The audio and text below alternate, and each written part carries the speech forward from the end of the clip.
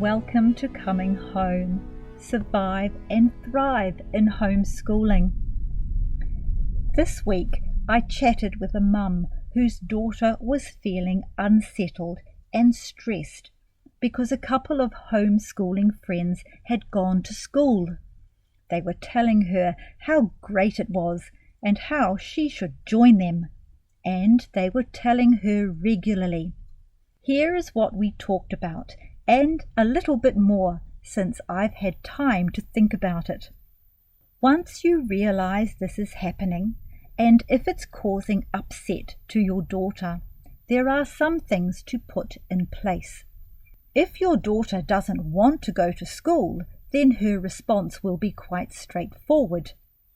If she has been struggling with staying home or going to school, but has decided to stay home, but still feels unsure at times, you'll need to help her respond. Both scenarios need responding to rather than ignoring. If the decision has been made to stay home, commit to the whole year. It will remove the stress of changing one's mind, and it tells your daughter she's not trapped until the end of her school years. She will want to go to school when she's tired, doesn't like her maths, or doesn't like you today.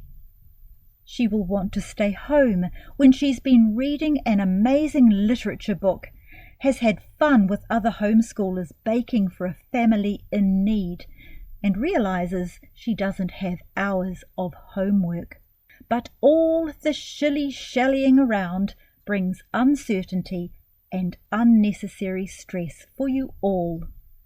Actually, committing to the year was generally our approach through our homeschooling years.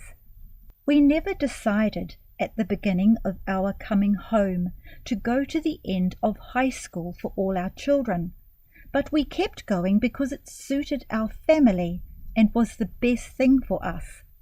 It was also a good way to reassure concerned family and friends, saying we assess things each year.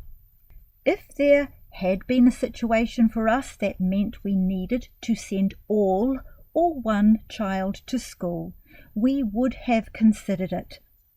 There was one child who did decide he wanted school when he was about 11 or 12. Once he realized he had to stay in class for a certain amount of hours, lunch break was all he had for sport, and then to come home to do more homework, he was happy to keep homeschooling. He thought being around a lot of children all the time meant fun all the time. What to do about the friends who have gone to school and keep telling her how much they want her there too? This could be a bit tricky, as it will mean your daughter needs to tell them not to do it. As difficult as it is to confront, it is one of life's skills to learn, and this is an ideal time to learn. She will have to ask them not to say things like that to her anymore, politely but firmly. She understands they're happy to be at school, but it's her decision to stay homeschooled. I suggest not waiting until the next time they say how she should come to school, but approach them first, saying how you need to talk to them, and then say what you need to say. Waiting until it comes up makes it more likely her friends could get defensive and make the conversation more difficult than it needs to be. If she takes the initiative, the response is likely to be matter of fact. And please note, your daughter doesn't need to justify or defend herself any more than the simple statement mentioned previously. It doesn't mean that she won't be able to see them anymore, but it will probably mean being together socially will be easier without the tension of her friends pressuring her. Whilst her friends don't mean any harm by this pressure, it is a minor form of bullying and manipulation, even if the girls don't know they're doing it. Dealing with confrontations like this is an important thing for us all to learn. Avoiding conflict in order to keep the peace is an artificial peace, creating more problems than we would have had if we hadn't ignored or avoided it in the first place. Dealing with it earlier raises the possibility of talking something through without dysfunctional arguing, or at least saying something you might regret. Please note I said dysfunctional arguing and not arguing. The art of arguing is a skill and not an oxymoron. It's possible her friends who went back to school may have second thoughts once the reality of school curriculum, hours, and lack of choice kick in. If your daughter is unhappy at home, then take the next step of finding out why. Going to school isn't a quick fix for something else bothering her. If anything, it could exacerbate a problem. I think it's normal for a child to wonder what school is like and what they're missing out on. Let her explore the possibility of what it means. There were a few high school teens we knew who went to school only to decide they wanted to come home again because it wasn't what they thought it was. I've been dealing with friends putting pressure on your child. If it's family or other adults, we have a different situation needing a similar but certain response.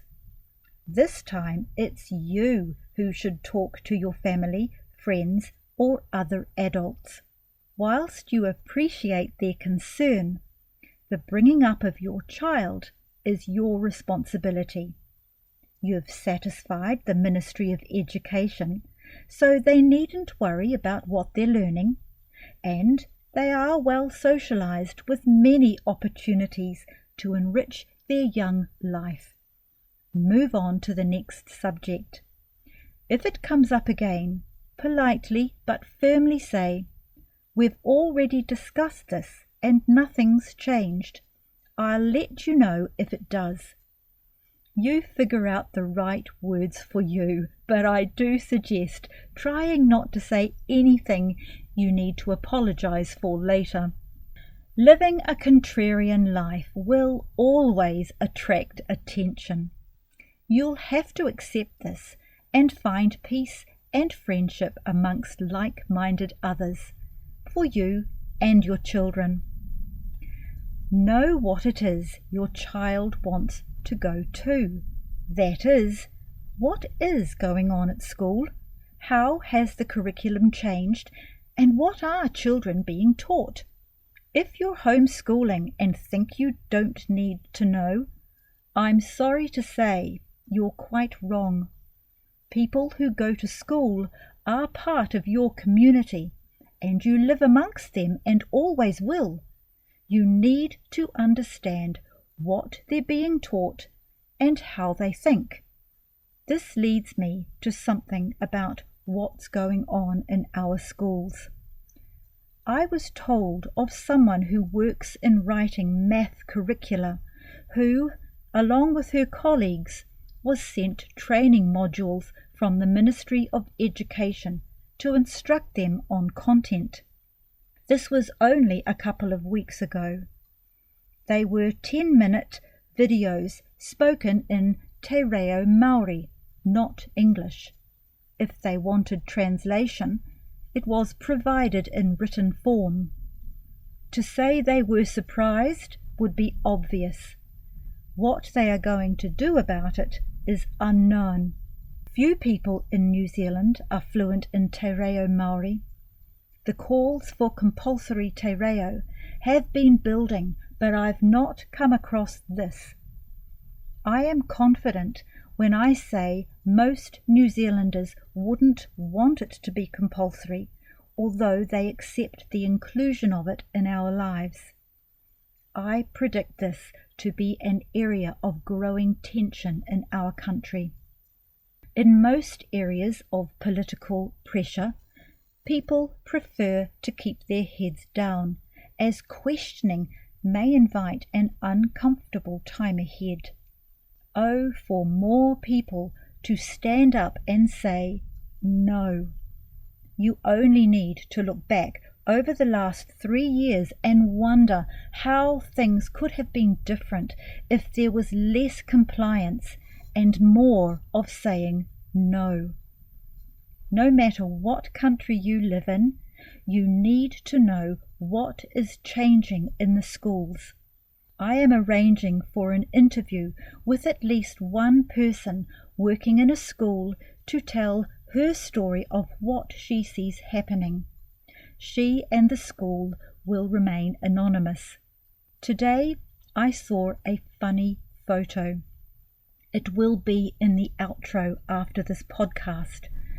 Although funny, it was serious. It was beach art of a human form with no head, because the head was in the sand. It is a message for us all. We can't keep putting our heads in the sand.